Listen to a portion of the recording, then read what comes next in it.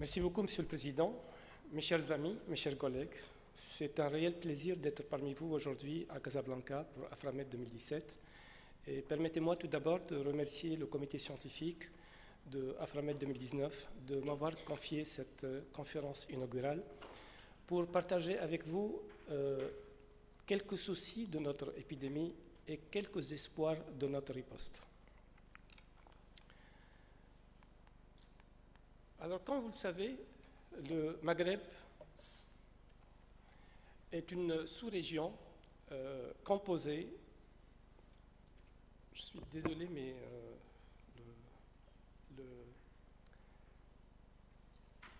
l'affichage ne suit pas, s'il vous plaît. J'ai un problème.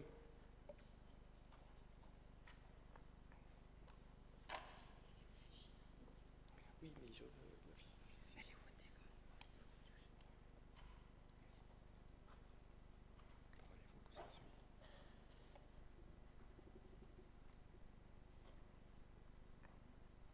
Est-ce que ça suit ? Je peux faire passer par ici. Je peux faire passer par là. Voilà, je peux faire passer. Donnez-moi ça juste pour le comptage. Ça, c'est pour compter. C'est bon, merci. Merci beaucoup. Comme vous le savez, le Maghreb est une sous-région composée de 5 pays situés en Afrique du Nord et peuplée d'environ une centaine de millions, mais avec des appartenances à différentes régions du système des Nations Unies. Par exemple, le Maroc, la Tunisie et la Libye appartiennent à la région de la Méditerranée orientale de l'OMS, alors que la Mauritanie, le Maroc, l'Algérie, la Tunisie, le Maroc et la Libye appartiennent à la région MENA, à la région...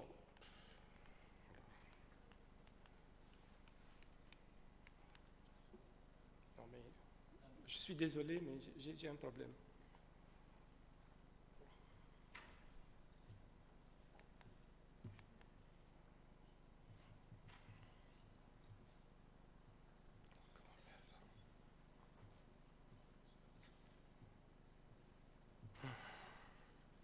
Excusez-moi.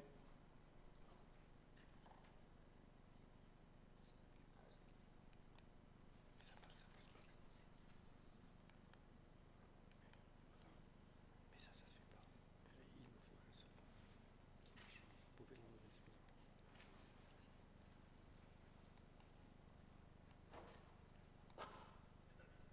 Où est-ce qu'il faut le...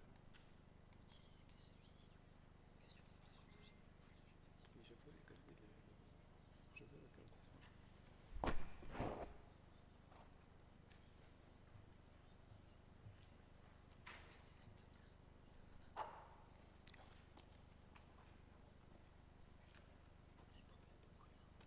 Non, c'est un problème d'affichage et il n'y a pas de synchronisation. Oui, il y a des problèmes d'affichage. Il y a un problème d'affichage. Vous pouvez fermer et ouvrir comme vous voulez.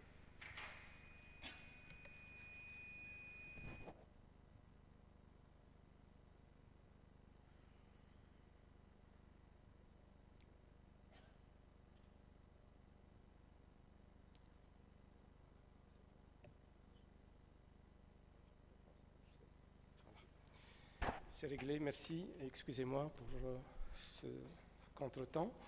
Donc, comme vous le savez, le Maghreb est une sous-région composée de 5 pays situés au nord de l'Afrique, peuplée d'une centaine de millions, mais avec des appartenances à différentes régions des Nations Unies. Le Maroc, la Tunisie et la Libye appartiennent à la région de la Méditerranée orientale de l'OMS, alors que l'Algérie et la Mauritanie à l'AFRO. Par contre, 4 des 5 pays, l'Algérie, le Maroc, la Tunisie et la Libye, appartiennent également à la région du Moyen-Orient et de l'Afrique du Nord pour l'ONU-SIDA. La différence entre les deux régions est 2 pays, mais ces 2 pays sont à prévalence assez élevée, avec un nombre de nouvelles infections qui est assez important, qui sont l'Afghanistan et le Pakistan, ce qui fait que dans les différents rapports publiés par l'OMS et par l'ONU-SIDA, on trouve des fois des différences entre les données rapportées.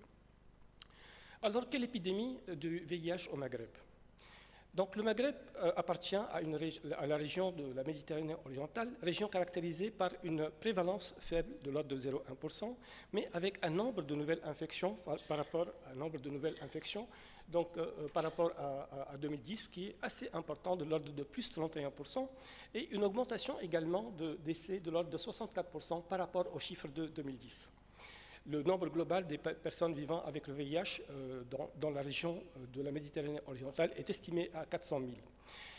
Le Maghreb appartient également à une région où la contribution des populations clés elle est très importante et une des contributions les plus élevées dans le monde, avec 95% des nouvelles infections qui proviennent des populations clés. Et dans cette région-là, à peu près 12% des nouvelles infections proviennent des travailleuses de sexe, 37% proviennent des usagers de drogue par voie injectable et également 18% proviennent des hommes qui ont des rapports sexuels avec des hommes et à peu près 28% des clients, donc des différentes populations clés et des partenaires des différentes populations clés. Alors, le Maghreb, c'est aussi une région à faible prévalence. La prévalence moyenne est de l'ordre de 0,05%, mais avec des variations. La prévalence la plus faible se trouve en Tunisie avec 0,01%.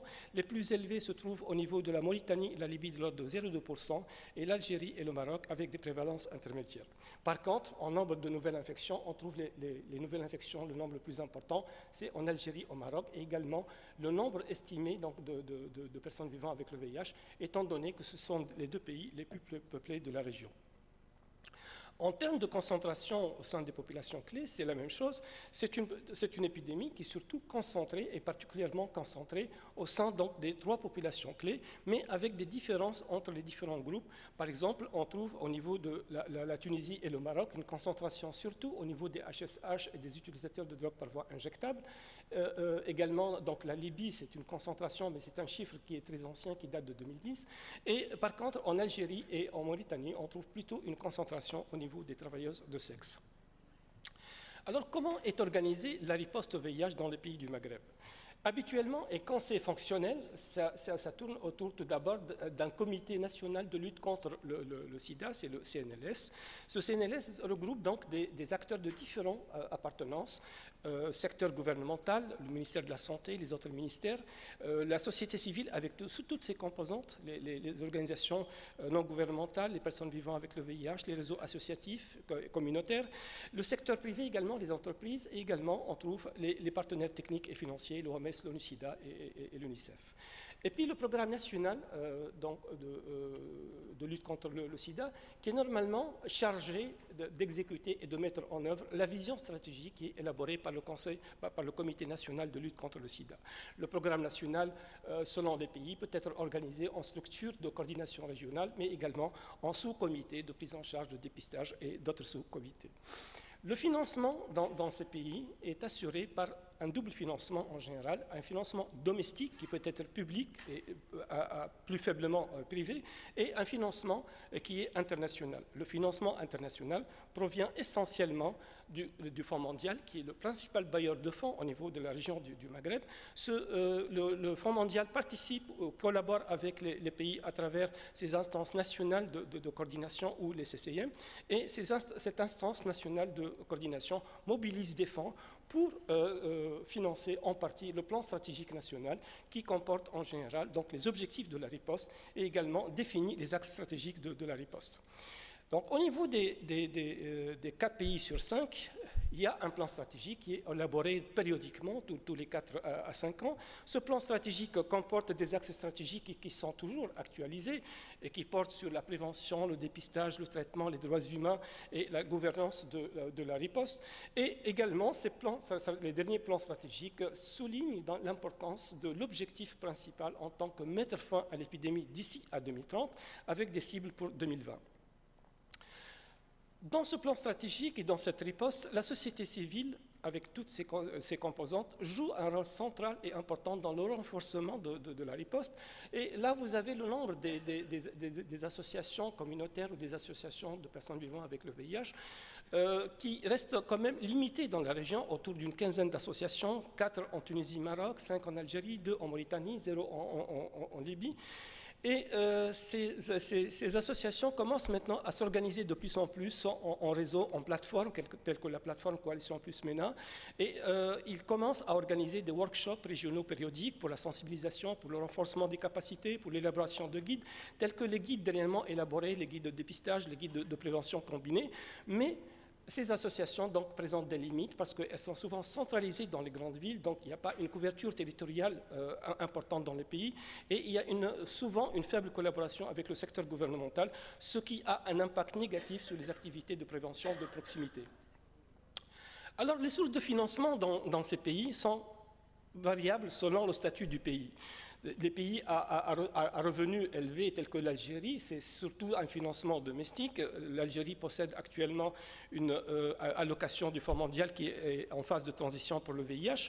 La Libye, donc, c'est un pays qui est considéré comme à ressources très élevées et ne bénéficie pas donc d'une allocation du Fonds mondial. Par contre, la Tunisie, le Maroc et la Mauritanie ont un financement mixte domestique et le financement bénéficie également du financement du Fonds mondial. Le financement de la riposte en général, les fonds domestiques vont surtout vers le secteur gouvernemental pour couvrir les activités des centres de dépistage, des centres de prise en charge et également la prévention de la transmission mère-enfant du VIH. Le Fonds mondial participe un peu dans toutes les activités du secteur gouvernemental, mais surtout il finance les activités du secteur communautaire, surtout la prévention combinée, les activités de proximité, l'appui social et juridique financier des personnes vivant au VIH. Avec le VIH et le dépistage communautaire. Également, le Fonds mondial commence à donner de l'importance à un obstacle important dans ces pays-là, qui est les droits humains, et il est en train de donner des subventions pour renforcer les droits humains, lever les barrières d'accès au dépistage et au traitement, et également, il est en train de renforcer les systèmes de santé communautaire, les systèmes de santé, en vue donc d'une transition éventuelle de ces pays. En termes donc de contribution, d'activité en dehors des finances, c'est surtout le secteur gouvernemental, à travers ce financement du Fonds mondial, qui est en train de soutenir donc, le secteur gouvernemental, alors que le secteur gouvernemental n'apporte pas beaucoup de choses donc, pour le secteur communautaire dans ce sens-là. Financièrement, la riposte et le financement de la riposte, il est insuffisant, aussi bien quantitativement, parce qu'il ne répond pas aux exigences des ripostes, que également qualitativement, parce qu'il y a un manque d'efficience. Mais également, il faut noter qu'il y a une diminution des montants des subventions du Fonds mondial qui ne sont pas compensés par des fonds domestiques. Et ceci menace, d'une part, la durabilité des programmes de prévention et d'autre part, les transitions des pays vers des fonds domestiques. Alors, la riposte est-elle adaptée au terrain ?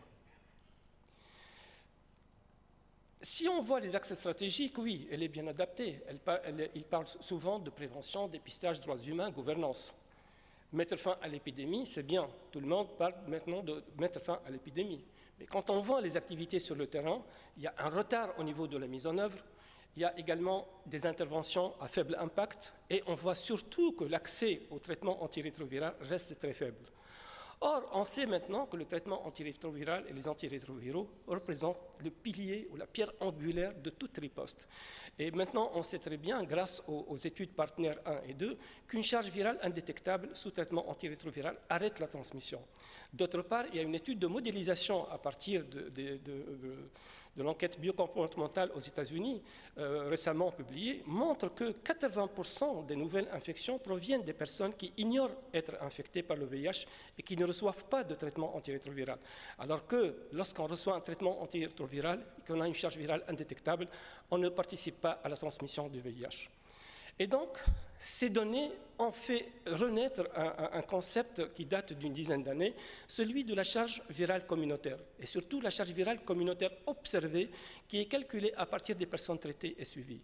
Et cette charge virale communautaire est actuellement reconnue comme un marqueur de l'évolution de l'épidémie, mais aussi comme un marqueur de risque de transmission au niveau de la communauté. C'est-à-dire qu'en d'autres termes maintenant, diminuer le nombre de nouvelles infections revient à réduire la charge virale communautaire. Ce qu'il faut pour réduire cette charge virale communautaire, c'est rendre le dépistage accessible, plus efficace, faciliter l'accès au traitement et obtenir une suppression virale rapide sous traitement antirétroviral. Qu'est-ce qu'il en est de la situation dans la région du Maghreb? Si on voit le dépistage, par exemple, on le considère actuellement comme principale porte d'entrée aux soins, il représente actuellement un principal goulot d'étranglement pour l'accès aux soins. En fait, si le dépistage volontaire est disponible dans les 5 pays, pose pas de problème. Le dépistage à l'initiative des soignants souffre encore de plusieurs opportunités manquées, particulièrement en présence d'IST, de tuberculose, d'hépatite. Le dépistage communautaire démédicalisé n'est développé qu'au Maroc et en Mauritanie. Il y a des initiatives qui commencent en Tunisie. Il est totalement absent en Libye, en Algérie.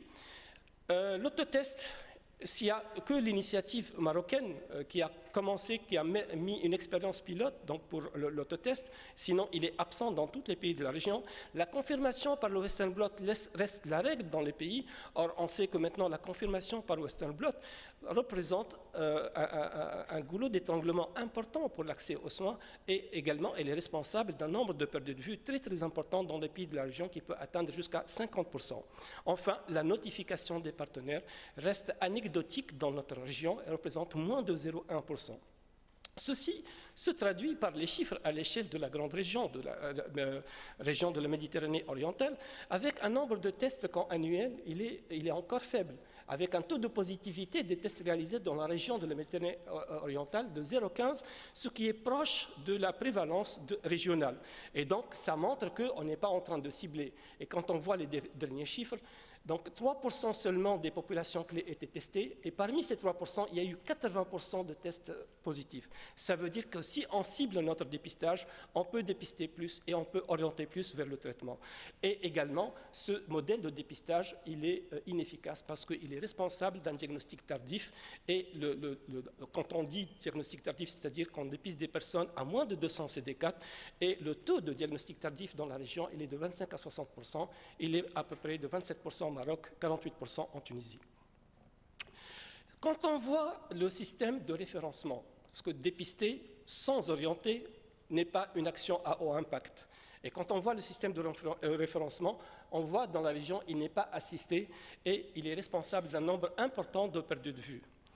Et donc, ce qui explique qu'il y a une faible couverture en traitement antirétroviral, bien que le traitement il est gratuit dans tous les pays de la région et bien que tous les pays de la région ont adopté l'approche tester et traiter.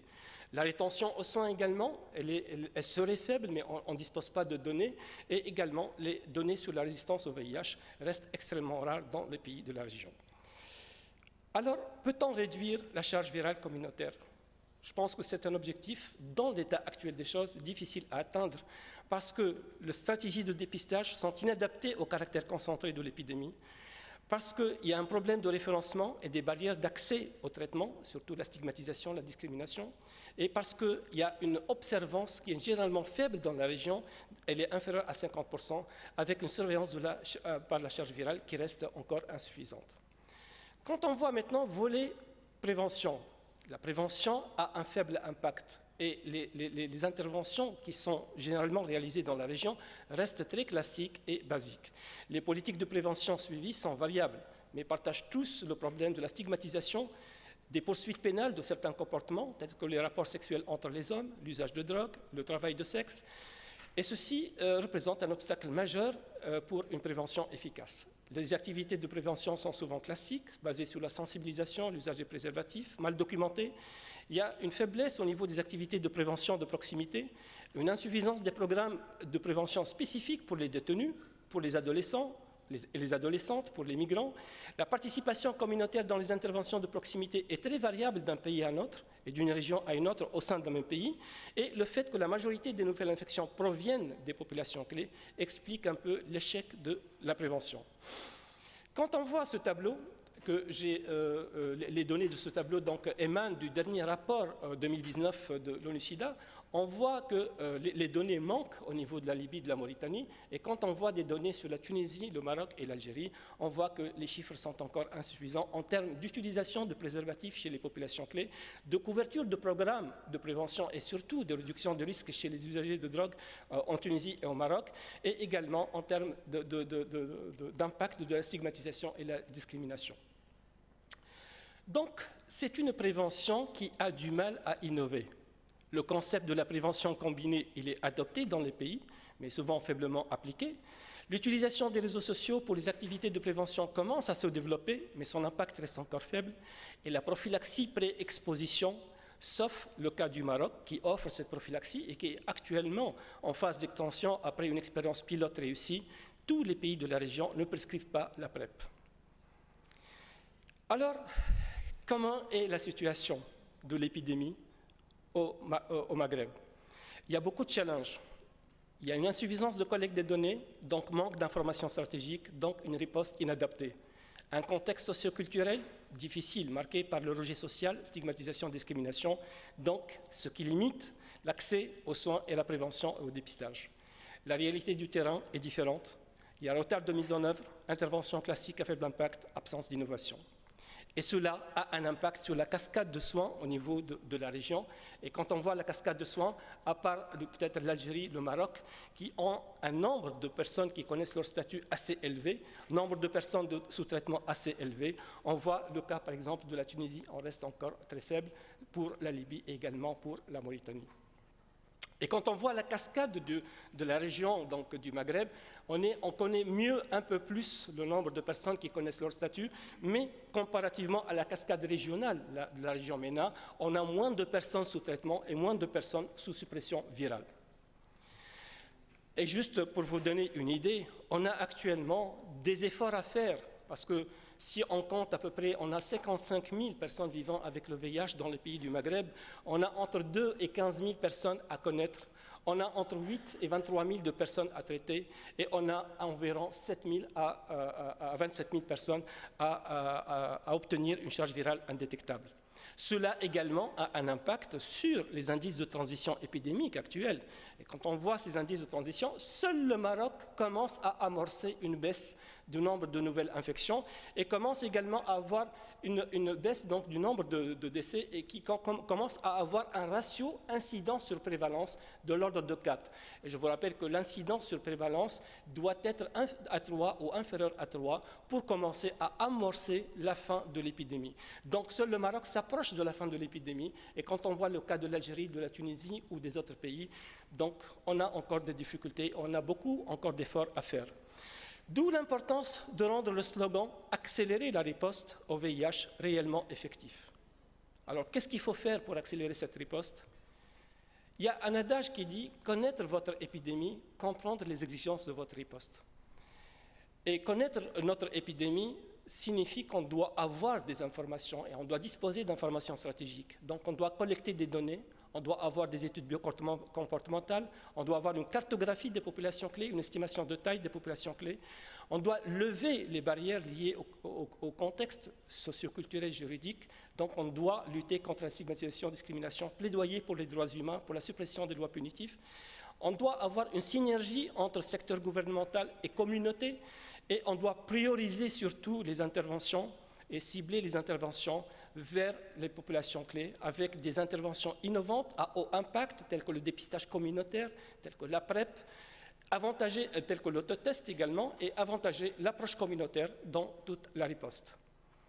En conclusion, l'épidémie du VIH au Maghreb est une épidémie certes à faible prévalence. C'est une épidémie concentrée et doublement concentrée au niveau des populations clés, mais géographiquement concentrée à certaines régions. C'est une épidémie qui est encore active, comme le prouvent les indices de transition. C'est une épidémie qui a une disparité donc, au sein des populations clés. Donc, les différents groupes ne sont pas les mêmes dans les différents pays et partagent également dans les différents pays les mêmes barrières d'accès aux soins et aux services VIH. Quand on parle de riposte, je veux récapituler 3 notions importantes. Tout d'abord, la vision, deuxièmement, la rentabilité et troisièmement, les perspectives. La vision, elle existe. Et notre vision stratégique au niveau des pays du Maghreb, elle est bonne. Et même nos directives sont adaptées aux directives internationales d'accélération de la riposte. Notre rentabilité est faible parce qu'il y a une inadaptation des interventions à la réalité du terrain et il y a un retard dans la mise en œuvre. Nos perspectives peuvent être meilleures. Comment? Par une meilleure gouvernance. Il faut mieux planifier et mieux réaliser les interventions. Par un meilleur ciblage, il faut cibler les populations clés et les interventions à fort impact. Il faut obtenir une meilleure synergie entre secteur gouvernemental et communauté en favorisant l'approche communautaire dans un environnement très favorable pour les soins et le dépistage VIH. Et il faut assurer également le financement pour garantir la durabilité et la pérennisation des interventions. Donc enfin, entre riposte et terrain, la réalité est difficile. mais la réalité n'est que la projection de l'inaction et pourra changer vers le mieux avec l'action. Je vous remercie.